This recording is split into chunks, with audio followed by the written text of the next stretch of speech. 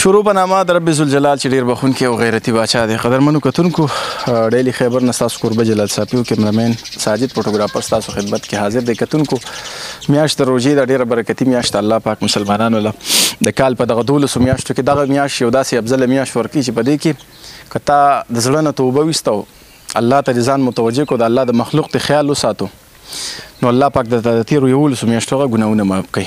مولیان صاحبان داسې وایي. نو ډېر ښکلی چانس ورکړی مسلمانانو له الله پاک په دغه کال کې دا یو میاشت داسې. د خبرې مقصد مې دا دی چې دا کم مشر ناست دی، دا د تخبې تحصیل سره تړلې سیمه ډنډاو کلی دی، د دې بېوسي د غریبي ده. کور هم داسې دی چې را پرېوځي پې کمرې کچه دي او دغه شاته به لوډر تاسو ته ښکاري، دغه لوډر چلی دا هم پردی دی. کور کې د اوبو سیسټم هم نشته، بورې کړی دغه دی خو لا کویا پې نشته، خالي بور دی. دغه ماشومان بچیان دي، بیمار هم دی، بېوسي ده، عجزي ده. دغه ستاسو ته یې اواز ږدو چې تاسو سره کم زکات خیرات یا کم صدقات دي او تاسو ته مستحق نه معلوم. نو موږ همیشه د ډیلی خیبر چې څومره ټیم دی دغه کوشش کوي چې تاسو ته دغه مستحقین وختن په وختن په دغه شیشه مخامخ کوي. کاکاجي ته ښه جی السلام علیکم جی. سلام. ستاسو څه نوم دی؟ علم خان جی. دا لوډر چې کوم دی دا پردی او جی دا پردی او جی دا دړې باندې چلوم بس هم کله دړې جی کله نه او خپل بیمار یم جی او یې کور ولم بیمار دی، وړو بچیم دي، بچ کوم نه دړې هغه ټکه پکه کله ملاوي کله نه ملاويږي. بدا کچا باندې جی بدا راغوري دوه نه چې بدا استاد کو چې کوم نه راغو پورا برابر کو بار باران لګي ودان ډېری جی.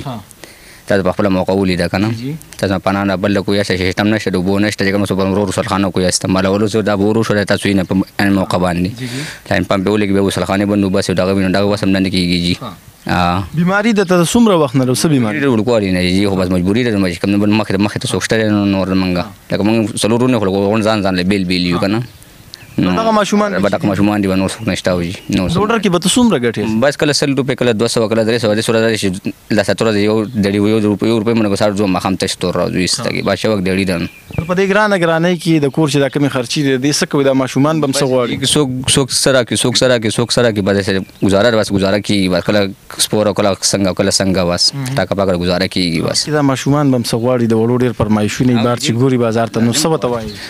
بس ویم نشته شیشه راوړو بچی خو ورکو چې شیشه راوړو بس هغه مزناست وستن. ها ماشومه پیزار نشته نه جی ته نشته د پیزار هم نشته، بل هم قرض چا پړه قرض غوستي دي پرون چې کوم نه پیسې مدانې دی ورکړي.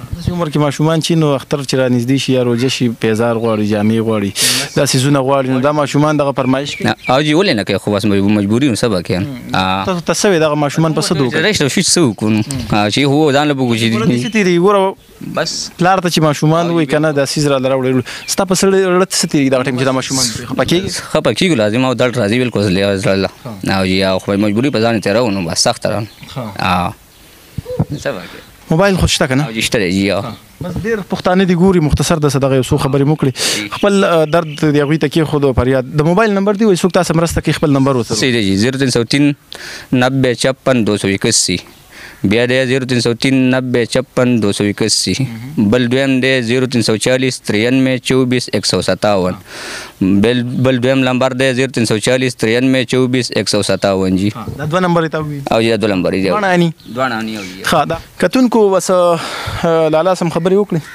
دغه ټول خاندان دی چې صرف د دې کور ولا پکې نشته، دا ماشوم دی، دا ماشوم دغه ماشوم د پیزارې په خپل نشته کیمرامین به تاسو ته وخی.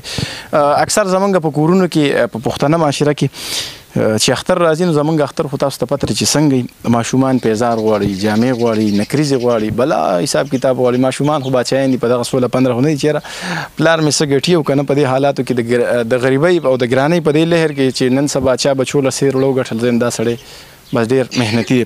بیا داسې فرمایشونه د وړو دا پوره کول دا هم ګران کار دی. خو بیا زمونږ په دغه معاشره کې هغه خلک هم شته چې هغوی له الله پاک مال حال ورکړي، نو په هغوی باندې بیا دغه فرض دي چې د خپل مسلمان رور د خپل ګاونډي په خپله محله کې په چم ګاونډ کې په خپل علاقه کې بیا په خپل وطن کې دغه سوچ وکړي چېرې زموږ په چم ګاونډ کې داسې هم څوک شته چې چېرته نار بوده کېږي، داسې څوک هم شته چې د بچي پیزار نشته، داسې څوک هم شته چې د بچي د اختر جامې پیزار نشته او په جړا کې دغه اختر تیری. یقینا چې په ورځ د قیامت به الله پاک موږ نه دغه تپوس ضرور کوي ځکه چې الله پاک خو خپل حق بخي خو پردی حق نه بخي نو د په دې معاشره باندې په دې پښتنو باندې خو پوره حق دی نو تاسو کوشش وکړئ چې دغه حق دوی ته راورسوئ دا ستاسو د امداد مستحق دي. په دې روژه کې زموږ د راتګ مقصد صرف او صرف دغه چې تاسو ته دغه مستحق خلک وښایو، ستاسو د زکات مستحق همدا خلک دي. نمبر یې په سکرین چلیږي، موږ سره بالکل رابطه مه کوئ. څوک خپله مرسته د دوی سره کوي ډایرکټ د دې لالا سره کنټیکټ وکړئ، دوی سره خپله مرسته وکړئ. را روان اختر دی، دغه ماشومانو له کپړې پیزار والی نور ورسه امداد وکړئ. دغه بور یې لګولی دی، ساجد به یې دا ورته وښایم دا بور شوی دی دغه پکې نشته، ټیک شو، څه موټر څه سیستم پې نشته، نو دغه ولګوئ. باقي د کور چې څه پوزیشن دی دغه کمرې هم کچې دي راغورځېږي، نو خپله مرسته ورسره وکړئ چې په ورځ د قیامت مو الله ته غاړه بنده نه وي. خپل کوربه جلال صافي او کیمرامین ساجد فوټوګرافر له اجازت ورکړئ. ښاد آباد او بریالي اوسئ. د الله په امان.